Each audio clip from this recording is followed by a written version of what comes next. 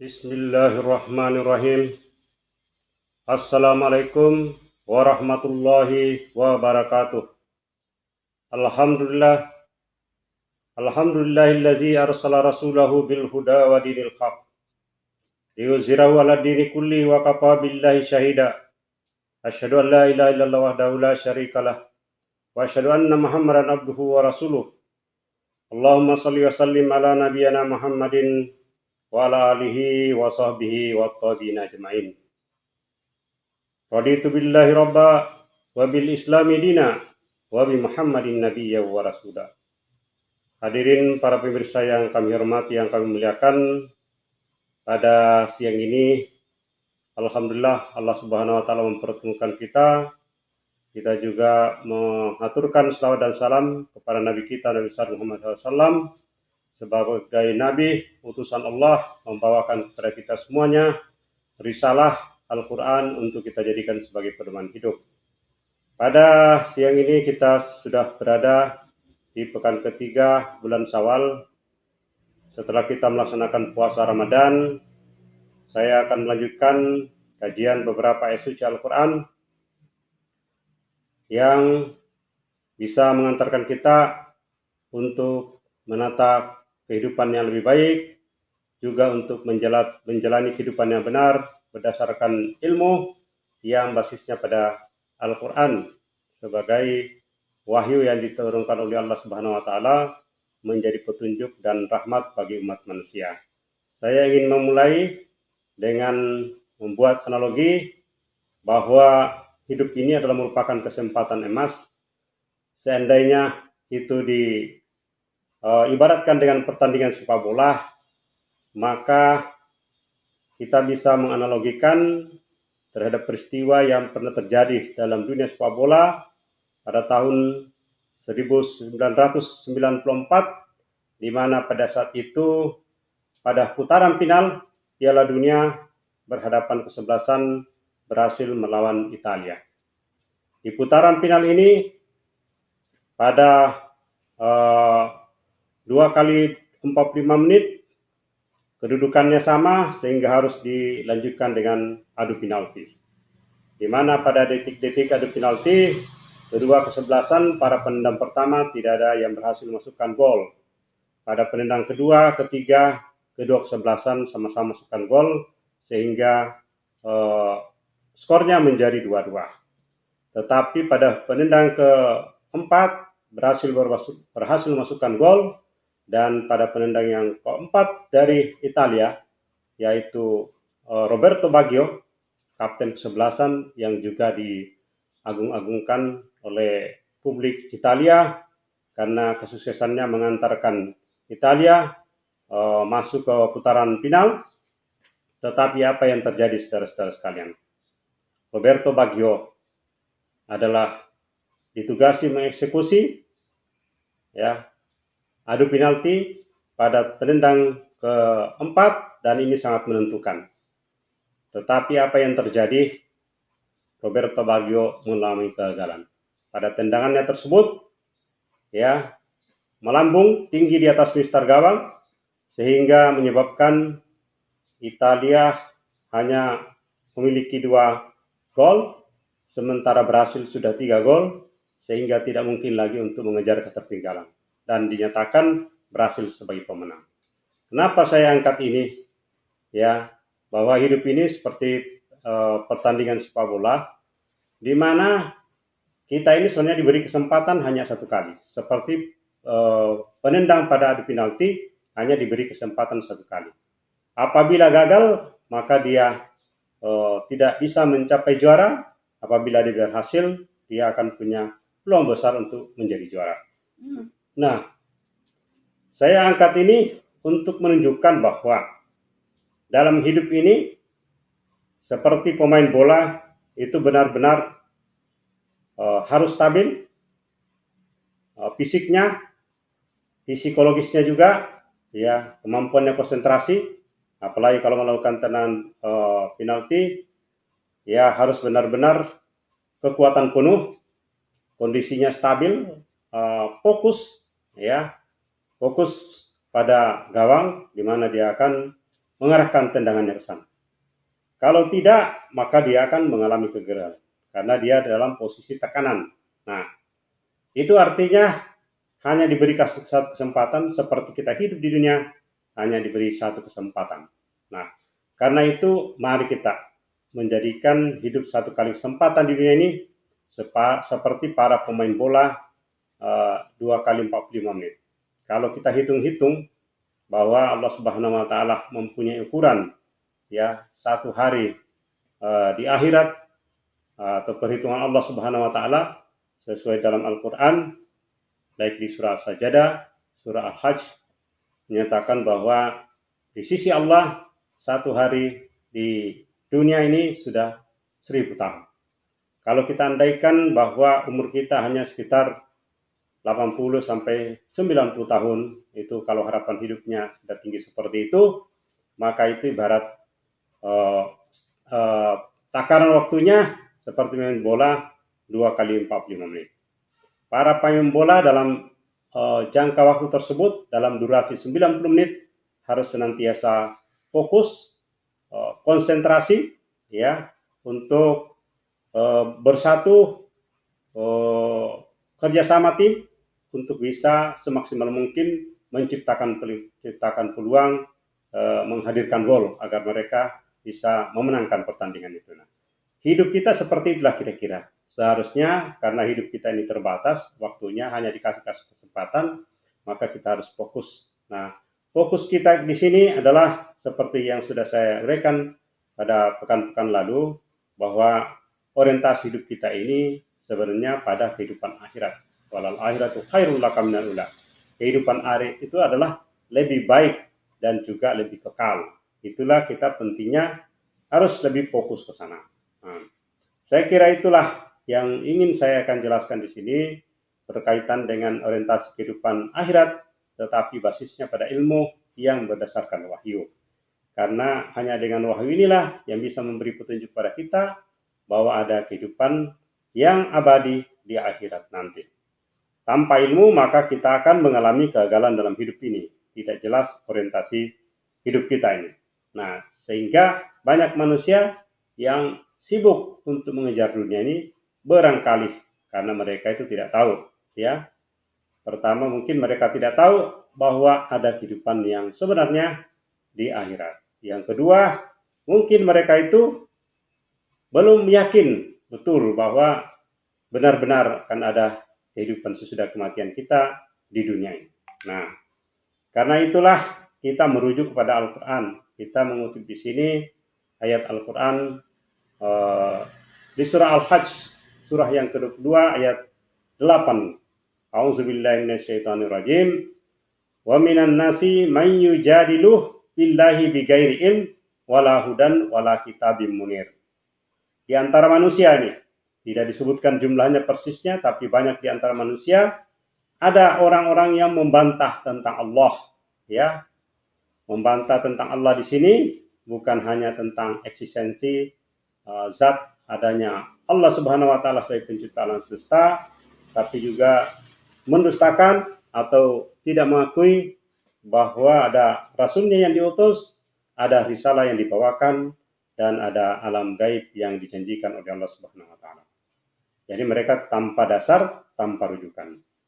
Buktinya disebutkan di sini bahwa bigairin, tanpa ilmu pengetahuan. Ilmu yang dimaksud di sini adalah ilmu yang berbasis pada wahyu atau ayat-ayat tauliah. Selain tidak ada ilmu juga tidak ada petunjuk, ya, petunjuk pada jalan yang benar. Kalau Al-Quran jelas memberi petunjuk pada jalan yang lurus nih, ya, jalan siratan mustaqim, jalan yang lurus nih. Juga tidak ada kitab, ya, tidak ada kitab yang penuh dengan cahaya, nur. Ya, kalau namanya kitab yang bercahaya itu artinya bisa menerangi, memperjelas jalan hidup kita, bukan jalan kegelapan, bukan jalan kesesatan, bukan jalan yang bengkok, tetapi jalan yang lurus, jalan yang terang, jalan yang jelas. Itu jelas disebutkan dalam Al-Quran bahwa Allah Subhanahu wa taala mengarahkan kehidupan manusia pada jalan yang benar. Nah, itulah pentingnya kita menjalani hidup ini basisnya pada ilmu yang berdasarkan pada wahyu, pada kitab atau pada Al-Quran ini. Nah, baik para pemirsa ini, saya ambilkan lagi di mana kita benar-benar harus fokus pada kehidupan akhirat ini, ya, yang sumbernya dari Al-Quran, tambahan ayatnya di surah Al-Isra ini, surah yang ke-17, ayat 9, ya, yang menegaskan, Inna hazal Qur'ana yahdi lillati hiya aqwam wa yubassirul mu'minina allazina ya'maluna shalihat anna lahum ajran kabira. Sesungguhnya Al-Quran ini memberikan petunjuk, ya, hudan ini. Inna hazal Quran, sesungguhnya Al-Quran ini yahdi lillati hiya aqwam, jelas memberikan petunjuk pada jalan yang lurus. Nah, itu yang saya sebut tadi, ilmu harus bisa memberi petunjuk kepada jalan yang lurus, ya. Wa yubassirul mu'minina allazina ya'maluna shalihat. Ya, selain dia bisa memberi petunjuk pada jalan yang lurus, juga bisa memberi kabar gembira. Nah, ini dia. Kalau sudah memberi petunjuk jalan lurus, berarti jalan lurus itu ada imbalannya. Ada kabar gembira di sana. Ya. Yaitu kabar gembira kepada orang-orang mukmin, ya. Wa yubassirul mu'minina allazina ya'maluna shalihat. Orang-orang mukmin syaratnya satu, dia adalah orang-orang mukmin, yakin, percaya, tidak membantah bahwa ada Allah. Dia mengakui bahwa ada Allah, hari kemudian para malaikat, rasul dan kitab-kitabnya. Yang juga mengerjakan amal soleh, ya, ya'maluna shalihat. Anna lahum ajaran kabira. Bahwa bagi mereka itu ada pahala yang besar. Dalam berbagai keterangan dalam Al-Quran, penjelasan Al-Quran bahwa pahala yang besar di sini adalah Allah menjanjikan, menyediakan bagi orang-orang yang beriman dan beramal saleh itu adalah surga ini. Dan surganya penuh dengan kenikmatan, disediakan berbagai macam fasilitas di sana. Nah, inilah yang menjadi pegangan kita, ya, pegangan kita bahwa ilmu yang berbasis pada wahyu itu memberikan keterangan, memberi penjelasan, mengarahkan kepada jalan yang lurus dan jelas memberi kabar gembira. Syaratnya iman dan amal soleh, dan dia akan memberikan balasan. Nah, oleh karena itu kita perlu cermati. Memang di dunia ini ada dua pola manusia secara umum. Ya, walaupun ini sebuah pola yang ekstrim, kita sebut demikian, bahwa ada manusia yang orientasi pada kehidupan akhirat, ada juga kelompok manusia yang orientasi kehidupan dunia saja. Ya, ada yang sudah cukup maksimal kepada kehidupan akhirat. Nah, tetapi bagi orang-orang yang orientasi kehidupan akhirat, insya Allah kehidupan dunia jelas juga akan didapatkan. Sementara kelompok manusia yang hanya orientasi pada kehidupan dunia, mereka hanya mendapatkan kenikmatan, mendapatkan rezeki, mendapatkan imbalan di dunia ini saja. Sementara kehidupan di akhirat tidak akan mendapatkan apa-apa. Nah, itulah saya mengatakan penting untuk kita orientasi pada akhirat yang jauh ke depan, ya, lebih berkelanjutan, berkesinambungan, ya, karena jelas Allah Subhanahu wa taala juga sudah menjamin, ya, sudah menjamin kehidupan kita di dunia ini. Nah, kita simak dulu beberapa ayat yang berkaitan dengan ini, ya.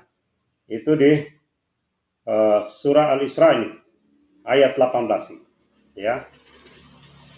Surah Al-Isra ayat 18 menyatakan, ya, man kana yuridul ajilah ajjalna lahu fiha ma nasa'u liman nuridu summa ja'alna lahu jahannam yaslaha mazmuman madhura.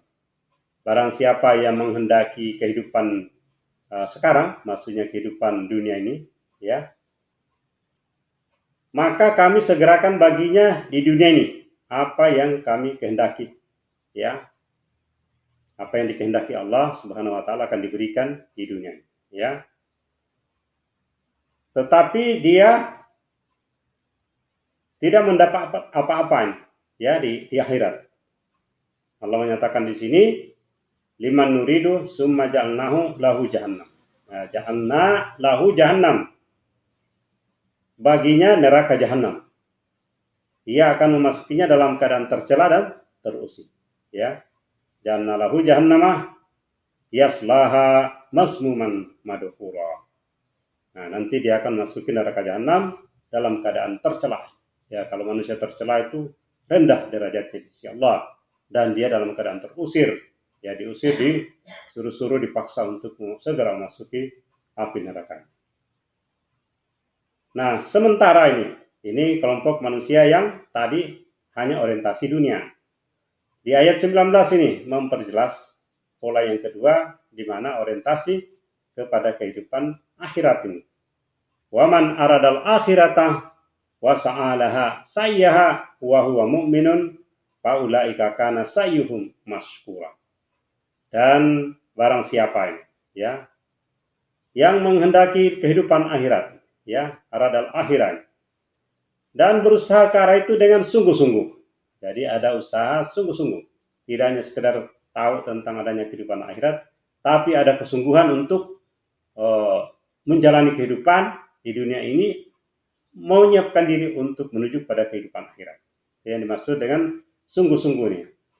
Nah, sedang ia adalah mukmin, artinya dia orang yang beriman. Wa huwa mu'minun. Seperti juga di atas tadi sebutkan, harus statusnya, posisinya dia dalam keadaan mukmin, percaya, yakin gitu ya. Maka mereka itu adalah orang-orang yang usahanya dibalasi dengan baik, ya. Karena sayyuhum maskura, ya, akan dibalasi dengan balasan yang baik. Allah menjanjikan itu dengan balasan yang baik. Nah, baik orang-orang yang mencari dunia maupun yang mencari akhirat, Allah Subhanahu wa taala memberikan peluang kedua-duanya. Ya.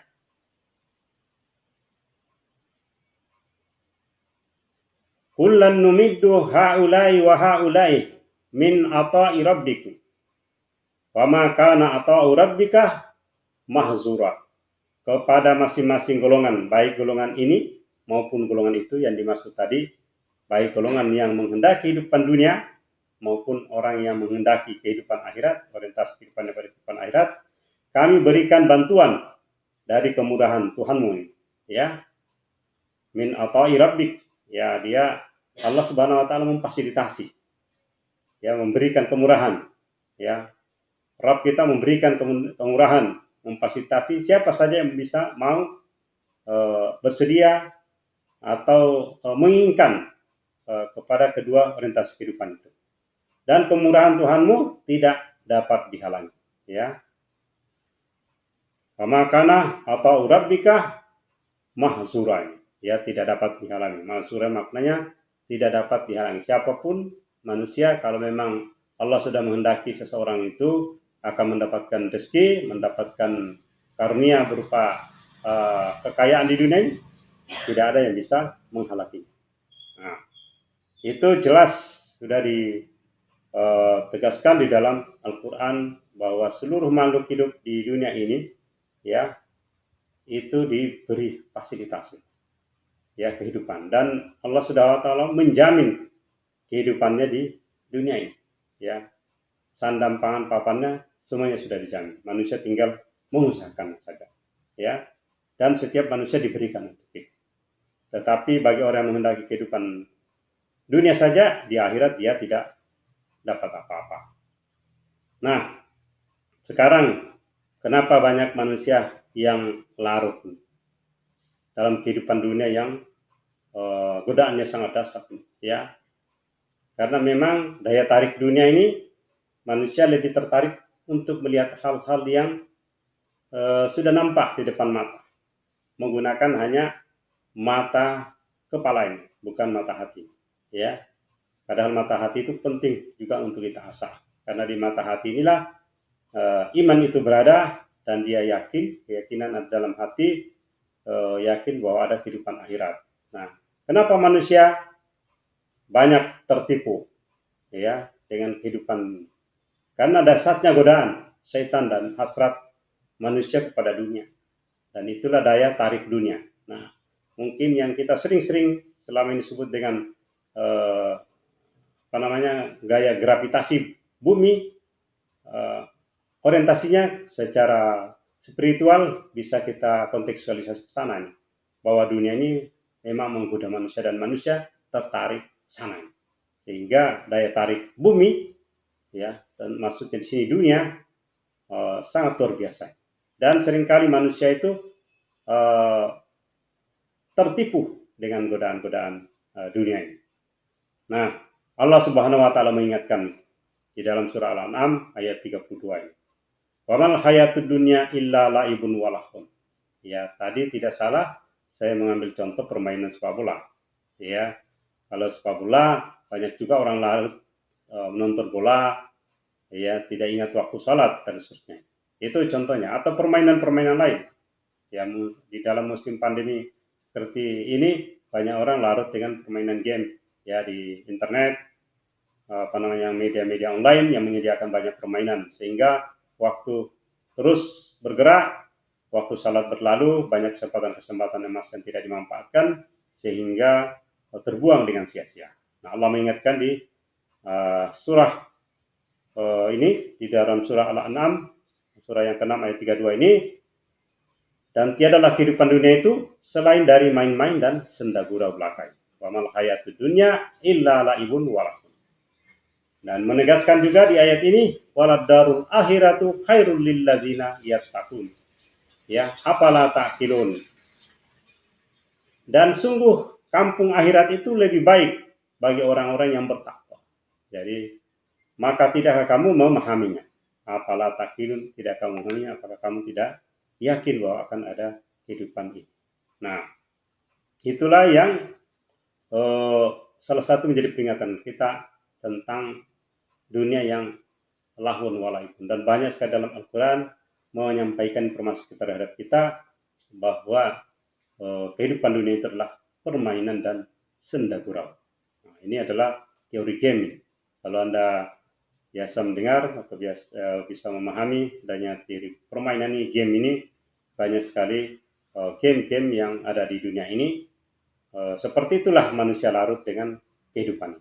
Padahal Allah Subhanahu wa taala sudah menjamin rezeki manusia sebenarnya di dunia ini. Tapi kenapa manusia larut? Nah, kita sudah berada di dunia ini. Ya. Yang kita cari adalah kehidupan akhirat, karena akhirat itu belum ada di hadapan kita. Ya, masih jauh ke sana. Yang ada hadapan kita ini kehidupan dunia. Kenapa manusia banyak mengejar dunia, pada dunia itu sudah ada di sisinya. Yang kita kejar itu mempersiapkan diri bekal menuju pada kehidupan akhirat. Oleh karena itulah Allah Subhanahu wa taala mengingatkan kita dalam Al-Qur'an, ya. Mengingatkan kita dalam Al-Qur'an supaya dipanggil lainnya. Ya ayuhan nasu taqu rabbakum wasauhu yauman la yajzi walidun an waladihi wala mauludun wajasin an waladihi syai'a. Kita diingatkan kehidupan bersama di dunia ini, nanti di akhirat kita tidak bisa seenaknya untuk bisa saling tolong-menolong, ya, karena ada batasan-batasannya. Hai manusia, bertakwa kepada Tuhanmu dan takutlah suatu hari yang pada hari itu seorang bapak, ingat ini, seorang bapak, ya, di mana hari itu seorang bapak walidun an waladihi, dia tidak dapat menolong anaknya sendiri, ya, dan seorang anak pun wala mauludun huwa jasin an walidihi syai'a, seorang anak pun tidak dapat menolong bapaknya sedikit pun. Nah, itu ada kejadian nanti di akhirat seperti itu, ya. Jangankan di akhirat, di dunia saja sudah pernah terjadi. Nabi Nuh berada di atas kapal, tidak bisa menolong anaknya dan istrinya, Kan'an, bahkan sudah dipanggil-panggil. Tapi Allah mengingatkan bahwa itu bukan anakmu. Ya, kenapa demikian? Gairu salih, kata dalam Al-Quran surah Hud, karena dia tidak termasuk orang-orang yang saleh. Sehingga Nabi Nuh dilarang, ya, untuk menaikkan anaknya, bahkan dihalangi oleh gelombang ombak yang besar, sehingga dia tidak bisa mengangkat anaknya untuk naik di atas kapal. Tenggelamlah dia. Itu jadi zamannya Nabi Nuh, yang tenggelam itu manusia, ya, ada orang naik di atas kapal. yang diselamatkan oleh Allah Subhanahu wa taala. Nah, karena itu pada bagian terakhir ini saya ingin mengunci kajian kita ini, kajian pasca Ramadan ini di dalam Al-Qur'an surah An-Nazi'at, ya, di mana ada dua kelompok manusia tadi. Ada orang yang melampaui batas di dunia ini, ya. Fa'amma man tagha wa asaral hayatad dunya. Adapun orang-orang yang melampaui batas, orang-orang yang melampaui batas ini dalam kehidupan dunia membuat kerusakan-kerusakan dan mengutamakan kehidupan dunia.